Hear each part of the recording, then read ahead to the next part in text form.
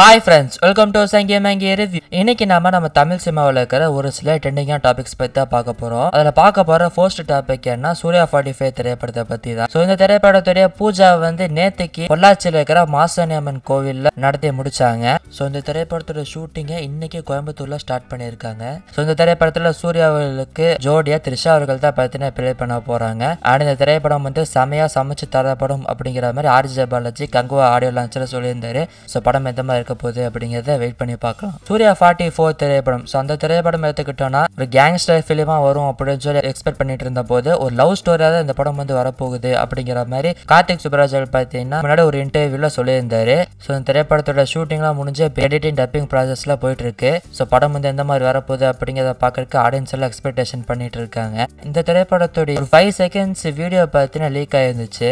So அந்த video பார்த்து நம்மளுக்கு கிடைக்கல, பட் இமேஜஸ்ல பார்த்தீங்கன்னா கிடைச்சிச்சு. அந்த இமேஜஸ் சோசியல் மீடியால போட்டு சூர்யா ஃபேன்ஸ் எல்லாம் என்ஜாய் பண்ணிட்டு இருக்காங்க.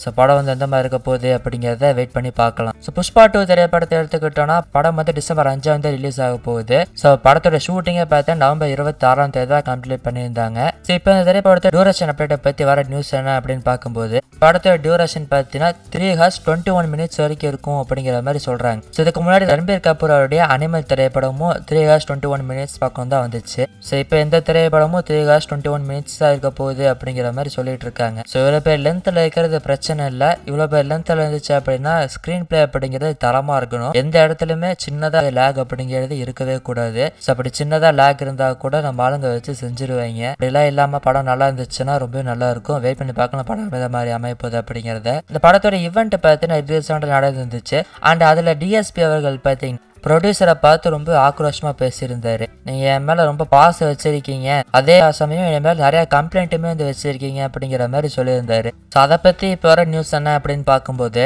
இந்த புஷ்பா 2 திரைப்படத்துல டிஎஸ்பி அவர்கள் பார்த்தீங்கன்னா ஒன்லி சாங்ஸ் மட்டும் தான் கொடுத்துருக்காரு. பேக்ரவுண்ட் ஸ்கோர் எல்லாமே சாம் சிஎஸ்ஆர் தான் பண்ண போறாரு அப்படிங்கிற மாதிரி சொல்லிட்டு இருக்காங்க. இது எந்த அளவுக்கு உண்மை அப்படிங்கறதெல்லாம் தெரியல. ஆனா இப்படி ஒரு நியூஸ் பார்த்தீங்கன்னா வந்துட்டு இருக்கு. ஸோ இந்த நியூஸ் பார்த்தீங்கன்னா இதுக்கு முன்னாடியே வந்துட்டு இருந்துச்சு. ஸோ இப்போ இந்த ஈவெண்ட்ல இவர் இப்படி பேசினால இது ஒரு கன்ஃபார்ம் நியூஸாவே பார்க்கப்படுது. இந்த திரைப்படத்துக்கே அவர் மியூசிக் பண்ணல அப்படிங்கிற போது அடுத்த போற குட் பேட் அக்லி திரைப்படம். அந்த திரைப்படமே மைத்ரி மூவி மேக்கர்ஸ் தான் ப்ரொடியூஸ் பண்றாங்க.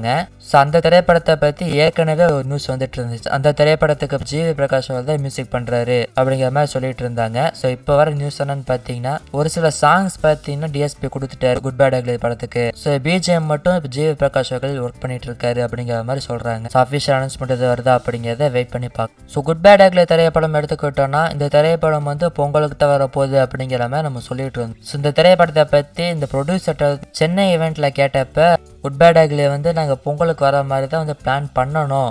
ஸோ கூட சீக்கிரமா நாங்க அப்டேட்டை கொடுத்துறோம் அப்படிங்கிற மாதிரி சொல்லியிருந்தாங்க. ஸோ அடுத்ததான் ஹைதராபாத்ல ஒரு மீட்டிங் நடந்துச்சு. ஸோ அதுல பாத்தீங்கன்னா ப்ரொடியூசர்ட்ட ஒரு பிரஸ் கேட்டாரு பொங்கலுக்கு எந்த திரைப்படம் வரும் அப்படிங்கிற மாதிரி கேட்டாரு. அண்ட் அதுக்கு ப்ரொடியூசர் பார்த்தீங்கன்னா குட் பேட் அக்லி தான் பிளான் பண்றோம் அப்படிங்கிற மாதிரியுமே சொல்லியிருக்காரு. ஸோ ஆல்மோஸ்ட் பார்த்தீங்கன்னா குட் பேட் அக்லி தான் கன்ஃபார்ம் ஆயிருக்கு. ஸோ அஃபிஷியல் அப்டேட்டுமே வரல. வெயிட் பண்ணி பார்க்கணும் அப்டேட் எது வருது அப்படிங்கிறது. ஸோ குட் பேட் அக்லிலேருந்து இதுக்கு முன்னாடி ஏகப்பட்ட ஸ்டில்ஸ் எல்லாம் பார்த்தீங்கன்னா ரிலீஸ் பண்ணியிருந்தாங்க. ஸோ இப்போ ரீசெண்டா பார்த்தீங்கன்னா ஒரு ஜெயில் சீக்வன்ஸை ஷூட் பண்ற மாதிரி ஒரு போட்டோ பார்த்தீங்கன்னா ரிலீஸ் பண்ணியிருந்தாங்க.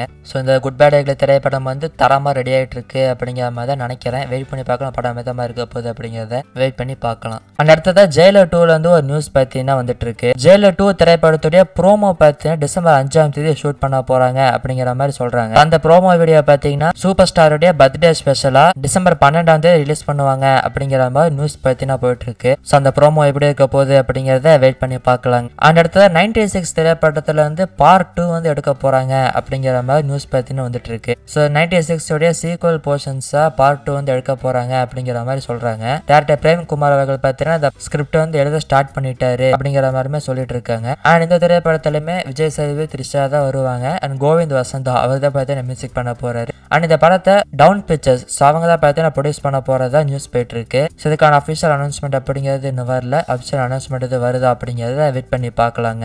ஸோ இதெல்லாம் தான் இன்னைக்கான ட்ரெண்டிங் டாபிக்ஸ். மீண்டும் இன்னொரு சூப்பரான ட்ரெண்டிங் டாபிக் வீடியோல உங்களை சந்திக்கிறேன். நன்றி, வணக்கம். ஓ மோதிர கையில ஒரே ஒரு குத்து குத்திர மோதிர கையில குத்தவா அண்ணே? ஏதோ சென்டிமெண்டா கேக்குறானே. போடா போகுதுண்ணே, ஒரு குத்து குத்துண்ணே.